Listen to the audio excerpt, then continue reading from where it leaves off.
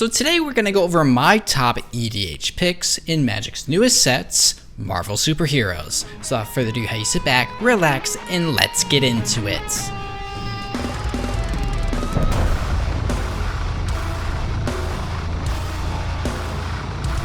Welcome back, folks. Welcome back to the channel. Thank you for dropping by and your ongoing support. My name is Patrick, host of the EDH Brutality YouTube page, in which we upload Magic the Gathering content and analysis on Wednesdays and Sundays. You're watching my newest set spoiler, in which I discuss my top picks in the wonderful world of cardboard. Before we jump right into today's video, a quick and special thanks to patrons like you for making videos like this possible. So if you're interested in all things metal and magic, feel free to take a look at my page linked down in the description below. And lastly, a quick disclaimer as always, any cards discussed within today's video will be in no particular order, as well as have their timestamps down below. So to start things off, we have Bruce Banner, which is a 1 blue mana legendary creature human scientist hero, stating pay X and X in tap.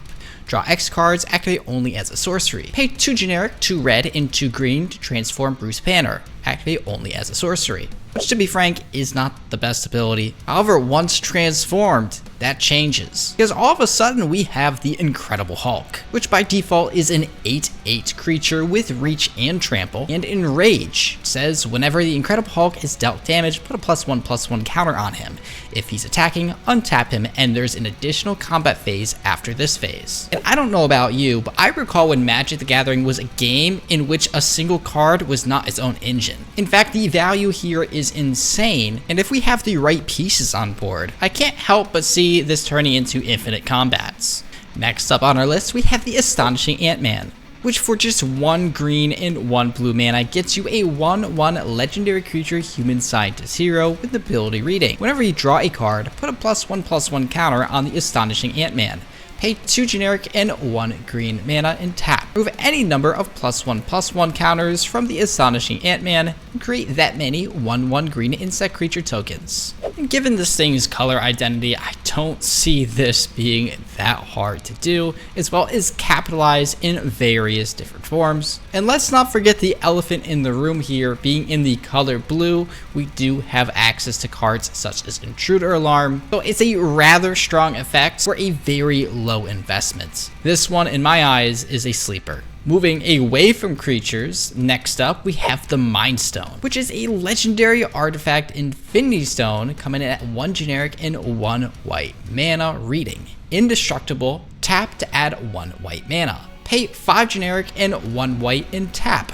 Harness the Mind Stone. Infinity. At the beginning of your end step, exile up to 1 other target non-land permanent you control, then return that card to the battlefield under its owner's control. And holy cow, I can see why this thing is approaching $100. I mean, any mono white deck may as well just throw out Arcane Signet entirely, because we are going to be producing the same mana for the same mana, this time being indestructible, with an ability to blink another permanent. Oh my goodness. Anyone that says power creep in Magic doesn't exist is just outright lying at this point. And truthfully, I'm glad I have no need for this card, because if I had any blink decks, you better bet I'm copping it.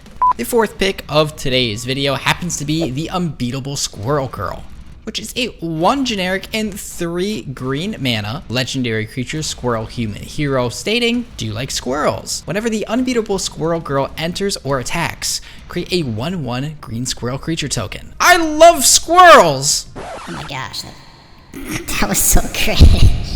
I love squirrels.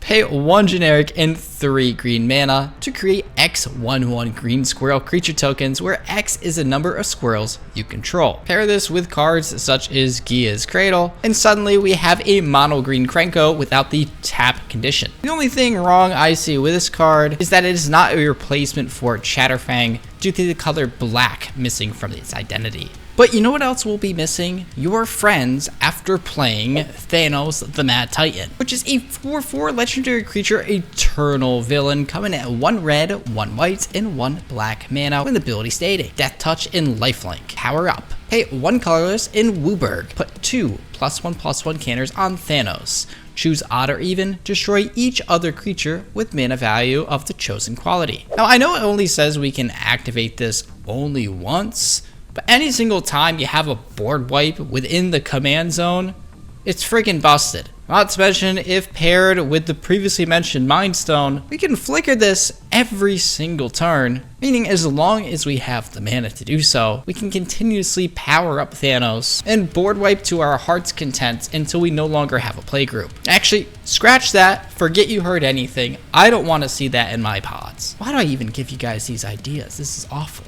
What the heck am I doing? Pretty sick card though, and love the art. And last but not least, let's get into the final card within today's video, being Nick Fury, Agent of S.H.I.E.L.D, which is a 1 white mana legendary creature human spy hero reading. Power up. Hey, 1 white, blue, black, red, and green. Put 2 +1/+1 counters on Nick Fury. Then look at the top 7 cards of your library. They put a hero, equipment, or vehicle card from among them onto the battlefield. If it's a double phase card, you may transform it. Put the rest on the bottom of your library in a random order. And yeah, completely busted once again. Because let's be honest here, Magic players are gonna optimize the shit out of this, and they're gonna activate this thing multiple times in a single game. And before you know it, the whole pod will be watching Solitaire. I'm kinda impressed by the design choices Wizards has here, however, because for 1 mana, you get a commander with Wooburg color identity. And that is something I never thought I would say. But even so, I feel the strongest aspect of this card, although rare, is the ability to immediately transform double-sided cards. Because let's face it, double-sided cards within Magic the Gathering are insanely strong, but you have to jump through hoops to get there. And this gets rid of those hoops, which makes it infuriating. Nick Fury. Yeah. So, did you agree with my picks? Let me know what goodies you found in this latest release, and if you're excited for your upcoming draft. But that's gonna do it for me, folks. Once again, before I leave you all, feel free to take a look at my Patreon page. It always helps me out. That'll be located down in the description below. And if not, at the very least, if you want to stay tuned for future videos here in the channel, make sure you like, subscribe, and hit the shout down in the bottom right-hand corner of your screen. So, with that, my name is Patrick, host of EDH Brutality. I thank you for watching. I hope you enjoyed, and I'll see you in the next video. Peace out, guys.